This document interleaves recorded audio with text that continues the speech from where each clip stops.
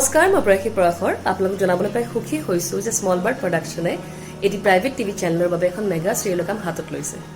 এই চিৰিয়েলখন অসমৰ এগৰাকী বিখ্যাত লেখিকাৰ কালজয়ী উপন্যাসত আধাৰিত ৰ'ব অলপ সাসপেন্স থাকক নামটো পাছত ঘোষণা কৰিম নহলে আপোনালোকে